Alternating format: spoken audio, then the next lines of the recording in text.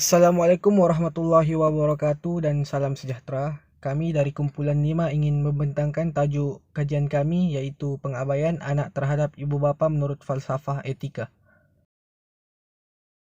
Untuk latar belakang, pengabaian tanggungjawab anak-anak terhadap ibu bapa telah menjadi masalah yang besar oleh sesetengah institusi kekeluargaan.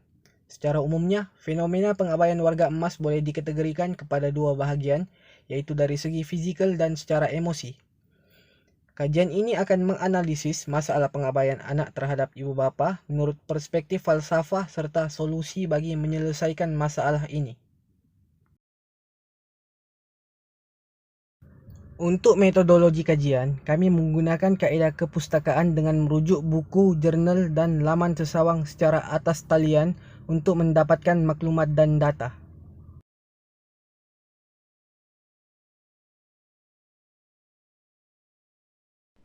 Terdapat beberapa faktor yang menjurus kepada pengabaian anak-anak terhadap ibu bapa.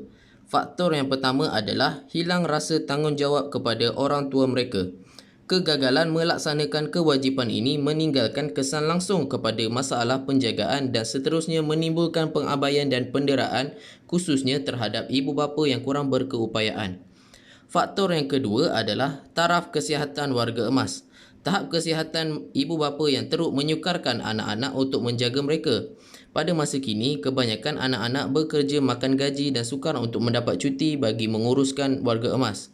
Jalan penyelesaian yang biasanya dipilih ialah dengan membiarkan mereka bersendirian di rumah tanpa pengawasan dari mana-mana pihak. Faktor yang terakhir pula adalah jenayah dalam penderaan dan pengabaian warga tua.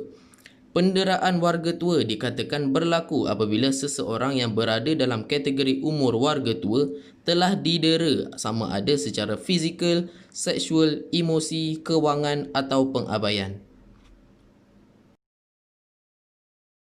Seterusnya saya akan menerangkan bahagian isu pengabaian ibu bapa menurut falsafah.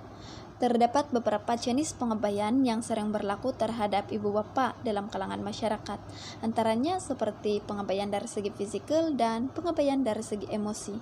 Pengabaian ibu bapa dari segi fisikal adalah seperti menafikan keperluan mereka untuk mendapatkan rawatan, pemulihan kesehatan, dan cegahan kebersihan diri. Selain itu, apabila anak membiarkan ibu bapa hidup melarat, merayau-rayau atau mengemis di jalanan dan mengasing atau meninggalkan warga emas keseorangan dalam keadaan yang membahayakan keselamatan dan kesehatannya.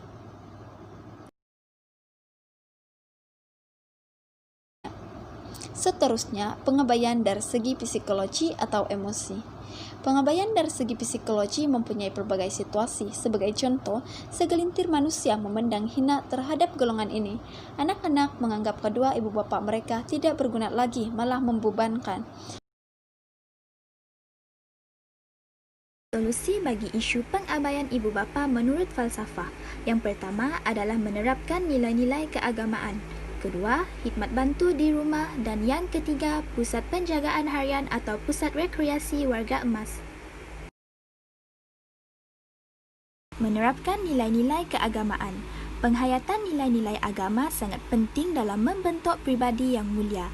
Anak-anak haruslah diberi didikan agama dan pendedahan dari awal lagi tentang menghormati ibu bapa. Anak-anak perlu membuang sifat memandang hina kepada ibu bapa yang dianggap semakin tua, semakin tidak berguna dan tidak diperlukan lagi. Khidmat bantu di rumah. Sukarelawan akan membantu keluarga yang memerlukan sokongan sosial dalam menjaga warga emas yang kurang upaya. Pekerja sukarela yang dilatih akan membuat rawatan ke rumah warga emas untuk membantu meringankan beban serta menjalankan urusan harian. Perkataan sukarela menurut Kamus Dewan bermakna dengan kehendak sendiri.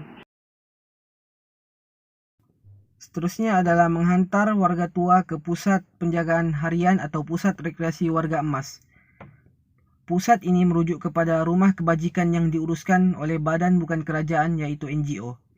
Kemudahan ini memberikan kemudahan jagaan harian kepada warga tua terutamanya yang tinggal berseorangan semasa ketiadaan keluarga kerana kesibukan bekerja di siang hari. Warga tua dapat diberikan penjagaan yang sempurna di samping membolehkan mereka melakukan aktiviti seperti beriadah, senaman, pemeriksaan kesihatan, dan aktiviti-aktiviti lain yang bermanfaat.